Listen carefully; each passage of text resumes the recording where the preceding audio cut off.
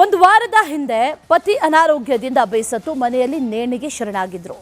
ಈ ನಡುವೆ ಪೊಲೀಸಪ್ಪನೊಬ್ಬ ಈ ವಿಧವೆ ಹಿಂದೆ ಬಿದ್ದಿದ್ದಂತೆ. ಫೇಸ್ಬುಕ್ನಲ್ಲಿ ಟಾರ್ಚರ್ ಈತನ ಕಿರುಕುಳಕ್ಕೆ ಬೇಸತ್ತು ಈಕೆ ಈಗ ನೇಣಿಗೆ ಕೊರಳೊಡ್ಡಿದ್ದಾಳೆ.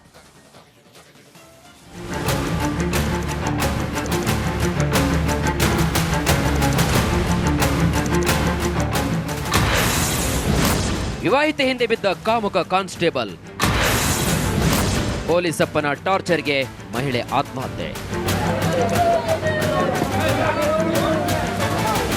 ಇವರ ಹೆಸರು ಸ್ವಾತಿ ಅಂತ. 27 ವರ್ಷದ ಈಕೆ ಶಿವಮೊಗ್ಗ ಜಿಲ್ಲೆ ಭದ್ರಾವತಿಯ ಹೊಸ ಸಿದ್ದಾಪುರ ಗ್ರಾಮದ ನಿವಾಸಿ. ಇವರಿಗೆ 2 ಪುಟ್ಟ ಹೆಣ್ಮಕ್ಕಳಿದ್ದು, ಪತಿ ಜಗದೀಶ್ ಕೇವಲ 6 ದಿನಗಳ ಹಿಂದಷ್ಟೇ ಅನಾರೋಗ್ಯದಿಂದ ಬೇಸತ್ತು ನೇಣಿಗೆ ಶರಣಾಗಿದ್ದಾನೆ. ಮೊದಲೇ ಗಂಡನ ಕಳೆದುಕೊಂಡು ದುಃಖದಲ್ಲಿದ್ದ ಸ್ವಾತಿ ಹಿಂದೆ ಬಿದ್ದಿದ್ದು ಇದೇ ಕಾಮುಕ ಕಾನ್ಸ್ಟೇಬಲ್ ಮೋಹನ್. ಈತನ ಬ್ಲಾಕ್ ಮೇಲ್ಗೆ ಹೆದರಿ ನೇಣಿಗೆ ಕೊರಳೊಡ್ಡಿದ್ದಾಳೆ ಸ್ವಾತಿ.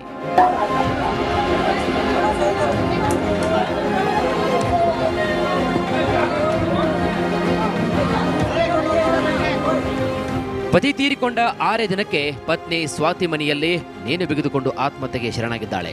ವಾಟ್ಸಾಪ್ನಲ್ಲಿ ಡೆತ್ ನೋಟ್ ಬರೆದಿಟ್ಟು ಪ್ರಾಣ ಬಿಟ್ಟಿದ್ದಾಳೆ. ಕಳೆದ 6 ದಿನಗಳಿಂದ ಅದೇ ಗ್ರಾಮದ ಪೊಲೀಸ್ ಕಾನ್ಸ್ಟೇಬಲ್ ಮೋಹನ್ ವಿಧವೆ ಸ್ವಾತಿಗೆ ನಿರಂತರವಾಗಿ ಫೇಸ್ಬುಕ್ ಮತ್ತು ಮೆಸೆಂಜರ್ನಲ್ಲಿ ಮೆಸೇಜ್ ಹಾಕ್ತಿದ್ದ. ಹೀಗಾಗಿ ಸ್ವಾತಿ ಆತನ ಫೇಸ್ಬುಕ್ ಬ್ಲಾಕ್ ಮಾಡಿದ್ರು. ಆದರೂ ಬೇರೆ ಅಕೌಂಟ್ನಿಂದ ಮತ್ತೆ ಕೆಟ್ಟದಾಗಿ ಮೆಸೇಜ್ ಹಾಕಿದ್ದ. ಅಲ್ಲದೆ ಅಪಪ್ರಚಾರ ಮಾಡುವುದಾಗಿ ಬೆದರಿಕೆ ಕೂಡ ಹಾಕಿದ್ದಂತೆ. ಇನ್ನು ಈತನ ಟಾರ್ಚರ್ ತಾಳಲಾರದೆ ಸ್ವಾತಿ ನೇಣಿಗೆ ಶರಣಾಗಿದ್ದಾಳೆ. ತಂದೆ ಮತ್ತು ತಾಯಿ ಒಂದೇ ವಾರದ ಅಂತರದಲ್ಲಿ ಸಾವಿನ ಮನೆ ಸೇರಿದ್ದರಿಂದ 2 ಪುಟ್ಟ ಹೆಣ್ಣು ಮಕ್ಕಳು ಅನಾಥರಾಗಿದ್ದಾರೆ. ಸ್ವಾತಿ ಸಾವಿನ ಸುದ್ದಿ ಕೇಳಿದ ಹೆತ್ತವರ ಆಕ್ರಂದನ ಮುಗಿಲು ಮುಟ್ಟಿದೆ.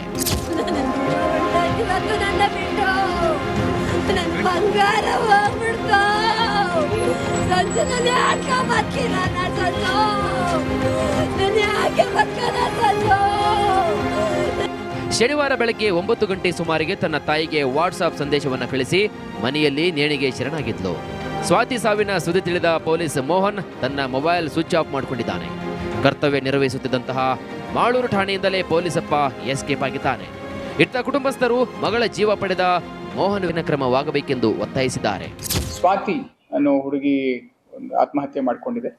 ಈ ಸ್ವಾತಿ ಅವರು ಬಂದ್ಬಿಟ್ಟು ಹಿಂದೆ ಜಗದೀಶ್ ಅಂತ ನಮ್ಮ KSISF ಅಲ್ಲಿ ದಲಾಯತ್ ಆಗಿದ್ದು, ಅವರ ಧರ್ಮಪತ್ನಿಯವರಾಗಿದ್ದು, ಕೆಲವು ದಿನಗಳ ಹಿಂದೆ ಜಗದೀಶ್ ಅವರು ಕೂಡ ಒಂದು ಆತ್ಮಹತ್ಯೆಗೆ ಶರಣಾಗಿದ್ರು. ನಮ್ಮಲ್ಲಿರುವಂತಹ ಒಬ್ಬ CHC ಆದ ಮೋಹನ್ ಅನ್ನೋ ಕಾನ್ಸ್ಟೇಬಲ್, ಅವರು ಮಾಳೂರಲ್ಲಿ ಕೆಲಸ ಮಾಡ್ತಿದ್ದು, ಅವನ ಕಿರುಕುಳದಿಂದ, ಅವನ ಅಪಪ್ರಚಾರದಿಂದ ಅವರು ಈ ಒಂದು ಆತ್ಮಹತ್ಯೆಯನ್ನ ಮಾಡ್ಕೊಂಡಿದ್ದಾರೆ ಅಂತ ಕಂಪ್ಲೇಂಟನ್ನು ನೀಡಿದ್ದಾರೆ. ಅವನು ಕಿರುಕುಳ ಕೊಟ್ಟಿದ್ರಿಂದ ಆತ್ಮಹತ್ಯೆ ಮಾಡ್ಕೊಂಡಿದ್ದಾರೆ ಅಂತ ಹೇಳಿ ಒಂದು ಪ್ರಚೋದನಕಾರಿ ಮಾಡಿದ್ದರಿಂದ ಅವನು ಆತ್ಮಹತ್ಯೆ ಮಾಡ್ಕೊಂಡಿದ್ದಾರೆ ಅಂತ ಕಂಪ್ಲೇಂಟನ್ನು ನೀಡಿದ್ದಾರೆ. ಸಾಮಾಜಿಕ ಜಾಲತಾಣಗಳು ಎಷ್ಟು ಸುಂದರವಾಗಿ ಕಾಣುತ್ತವೆಯೋ ಅಷ್ಟೇ ಭಯಾನಕದಿಂದ ಕೂಡಿರುತ್ತವೆ ಕೂಡ. ಪೊಲೀಸಪ್ಪನು ವಿಧವೆ ಹಿಂದೆ ಬಿದ್ದು ಅವಳಿಗೆ ಟಾರ್ಚರ್ ಕೊಟ್ಟಿದ್ದಾನೆ. ಗಂಡ ಸತ್ತ ನೋವಿನಲ್ಲಿದ್ದ ವಿಧವೆ ಪೊಲೀಸಪ್ಪನ ಬೆದರಿಕೆಗೆ ಭಯಪಟ್ಟು ತನ್ನ ಜೀವವನ್ನೇ ಕಳೆದುಕೊಂಡಿರುವುದು ಮಾತ್ರ ವಿಪರ್ಯಾಸವೇ ಸರಿ. ಭೀಮಾನಾಯಕ್, ರಿಪಬ್ಲಿಕ್ ಕನ್ನಡ, ಶಿವಮೊಗ್ಗ. ಬೆಳ್ತಂಗಡಿಯ ಬಾಲಕನ ಸಾವಿನ ರಹಸ್ಯ ನಿಗೂಢವಾಗಿಯೇ ಉಳಿದಿದೆ. ಧನುಪೂಜೆಗೆ ಅಂತ ಎದ್ದು ಹೊರಟಿದ್ದಂಥ ಆ ಬಾಲಕ ಮತ್ತೆ ವಾಪಸ್ ಬರಲೇ ಇಲ್ಲ. ಮನೆಯಿಂದ ಕೆಲವೇ ಹೆಜ್ಜೆ ದೂರ ಹೋದಂಥ ಈ ಬಾಲಕ ಕೆರೆಯಲ್ಲಿ ಶವವಾಗಿ ಪತ್ತೆಯಾಗಿದ್ದ. ಬಾಲಕನ ಸಾವಿಗೆ ಕಾರಣ ಇನ್ನೂ ಕೂಡ ಯಕ್ಷ ಪ್ರಶ್ನೆಯಾಗಿಯೇ ಉಳಿದಿದೆ. ಇದರ ಬಗ್ಗೆ ಒಂದು ರಿಪೋರ್ಟ್ ಇದೆ, ನೋಡ್ಕೊಂಬನ್ನಿ. ಒಂದು ವಾರದ ಹಿಂದೆ ಪತಿ ಅನಾರೋಗ್ಯದಿಂದ ಬೇಸತ್ತು ಮನೆಯಲ್ಲಿ ನೇಣಿಗೆ ಶರಣಾಗಿದ್ರು. ಈ ನಡುವೆ ಪೊಲೀಸಪ್ಪನೊಬ್ಬ ಈ ವಿಧವೆ ಹಿಂದೆ ಬಿದ್ದಿದ್ದಂತೆ. ಫೇಸ್ಬುಕ್ನಲ್ಲಿ ಟಾರ್ಚರ್ ಈತನ ಕಿರುಕುಳಕ್ಕೆ ಬೇಸತ್ತು ಈಕೆ ಈಗ ನೇಣಿಗೆ ಕೊರಳೊಡ್ಡಿದ್ದಾಳೆ.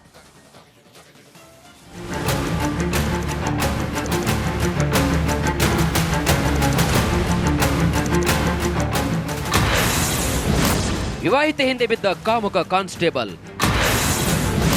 ಪೊಲೀಸಪ್ಪನ ಟಾರ್ಚರ್ಗೆ ಮಹಿಳೆ ಆತ್ಮಹತ್ಯೆ. ಇವರ ಹೆಸರು ಸ್ವಾತಿ ಅಂತ. 27 ವರ್ಷದ ಈಕೆ ಶಿವಮೊಗ್ಗ ಜಿಲ್ಲೆ ಭದ್ರಾವತಿಯ ಹೊಸ ಸಿದ್ದಾಪುರ ಗ್ರಾಮದ ನಿವಾಸಿ. ಇವರಿಗೆ 2 ಪುಟ್ಟ ಹೆಣ್ಮಕ್ಕಳಿದ್ದು, ಪತಿ ಜಗದೀಶ್ ಕೇವಲ 6 ದಿನಗಳ ಹಿಂದಷ್ಟೇ ಅನಾರೋಗ್ಯದಿಂದ ಬೇಸತ್ತು ನೇಣಿಗೆ ಶರಣಾಗಿದ್ದಾನೆ.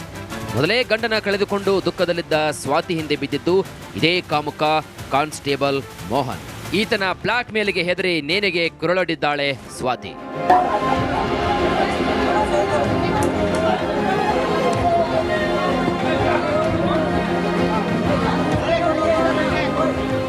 ಪತಿ ತೀರಿಕೊಂಡ 6 ದಿನಕ್ಕೆ ಪತ್ನಿ ಸ್ವಾತಿ ಮನೆಯಲ್ಲಿ ನೇಣು ಬಿಗಿದುಕೊಂಡು ಆತ್ಮಹತ್ಯೆಗೆ ಶರಣಾಗಿದ್ದಾಳೆ. ವಾಟ್ಸಾಪ್ನಲ್ಲಿ ಡೆತ್ ನೋಟ್ ಬರೆದಿಟ್ಟು ಪ್ರಾಣ ಬಿಟ್ಟಿದ್ದಾಳೆ. ಕಳೆದ 6 ದಿನಗಳಿಂದ ಅದೇ ಗ್ರಾಮದ ಪೊಲೀಸ್ ಕಾನ್ಸ್ಟೇಬಲ್ ಮೋಹನ್ ವಿಧವೆ ಸ್ವಾತಿಗೆ ನಿರಂತರವಾಗಿ ಫೇಸ್ಬುಕ್ ಮತ್ತು ಮೆಸೆಂಜರ್ನಲ್ಲಿ ಮೆಸೇಜ್ ಹಾಕ್ತಿದ್ದ. ಹೀಗಾಗಿ ಸ್ವಾತಿ ಆತನ ಫೇಸ್ಬುಕ್ ಬ್ಲಾಕ್ ಮಾಡಿದ್ರು.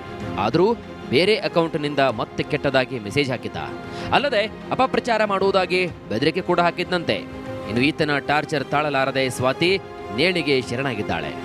ತಂದೆ ಮತ್ತು ತಾಯಿ ಒಂದೇ ವಾರದ ಅಂತರದಲ್ಲಿ ಸಾವಿನ ಮನೆ ಸೇರಿದ್ದರಿಂದ ಇಬ್ಬರು ಪುಟ್ಟ ಹೆಣ್ಣು ಮಕ್ಕಳು ಅನಾಥರಾಗಿದ್ದಾರೆ.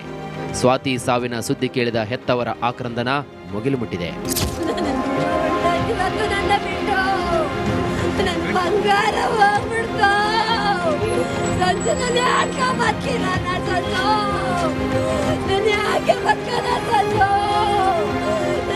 ಶನಿವಾರ ಬೆಳಗ್ಗೆ 9 ಗಂಟೆ ಸುಮಾರಿಗೆ ತನ್ನ ತಾಯಿಗೆ ವಾಟ್ಸಾಪ್ ಸಂದೇಶವನ್ನು ಕಳಿಸಿ ಮನೆಯಲ್ಲಿ ನೇಣಿಗೆ ಶರಣಾಗಿದ್ಲು. ಸ್ವಾತಿ ಸಾವಿನ ಸುದ್ದಿ ತಿಳಿದ ಪೊಲೀಸ್ ಮೋಹನ್ ತನ್ನ ಮೊಬೈಲ್ ಸ್ವಿಚ್ ಆಫ್ ಮಾಡಿಕೊಂಡಿದ್ದಾನೆ. ಕರ್ತವ್ಯ ನಿರ್ವಹಿಸುತ್ತಿದ್ದಂತಹ ಮಾಳೂರು ಠಾಣೆಯಿಂದಲೇ ಪೊಲೀಸಪ್ಪ ಎಸ್ಕೇಪ್ ಆಗಿದ್ದಾನೆ. ಇತ್ತ ಕುಟುಂಬಸ್ಥರು ಮಗಳ ಜೀವ ಪಡೆದ ಮೋಹನ್ ಕ್ರಮವಾಗಬೇಕೆಂದು ಒತ್ತಾಯಿಸಿದ್ದಾರೆ. ಸ್ವಾತಿ ಅನ್ನೋ ಹುಡುಗಿ ಆತ್ಮಹತ್ಯೆ ಮಾಡ್ಕೊಂಡಿದೆ.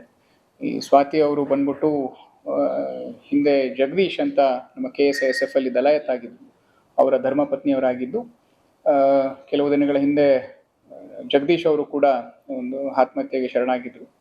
ನಮ್ಮಲ್ಲಿರುವಂತಹ ಒಬ್ಬ CHC ಆದ ಮೋಹನ್ ಅನ್ನೋ ಕಾನ್ಸ್ಟೇಬಲ್, ಅವರು ಮಾಳೂರಲ್ಲಿ ಕೆಲಸ ಮಾಡ್ತಿದ್ದು, ಅವನ ಕಿರುಕುಳದಿಂದ, ಅವನ ಅಪಪ್ರಚಾರದಿಂದ ಅವರು ಈ ಒಂದು ಆತ್ಮಹತ್ಯೆಯನ್ನ ಮಾಡ್ಕೊಂಡಿದ್ದಾರೆ ಅಂತ ಕಂಪ್ಲೇಂಟನ್ನ ನೀಡಿದ್ದಾರೆ. ಅವನು ಕಿರುಕುಳ ಕೊಟ್ಟಿದ್ರಿಂದ ಆತ್ಮಹತ್ಯೆ ಮಾಡ್ಕೊಂಡಿದ್ದಾರೆ ಅಂತ ಹೇಳಿ ಒಂದು ಪ್ರಚೋದನಕಾರಿ ಮಾಡಿದ್ದರಿಂದ ಅವನು ಆತ್ಮಹತ್ಯೆ ಮಾಡ್ಕೊಂಡಿದ್ದಾರೆ ಅಂತ ಕಂಪ್ಲೇಂಟನ್ನ ನೀಡಿದ್ದಾರೆ.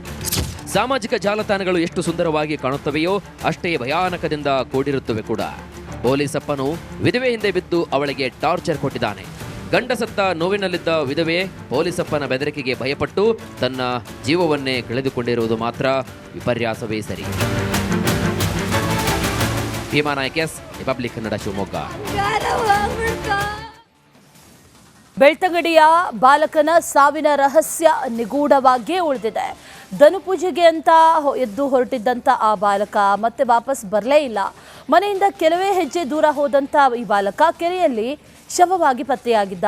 ಬಾಲಕನ ಸಾವಿಗೆ ಕಾರಣ ಇನ್ನೂ ಕೂಡ ಯಕ್ಷ ಪ್ರಶ್ನೆಯಾಗಿಯೇ ಉಳಿದಿದೆ. ಇದರ ಬಗ್ಗೆ ಒಂದು ರಿಪೋರ್ಟ್ ಇದೆ, ನೋಡ್ಕೊಂಬನ್ನಿ.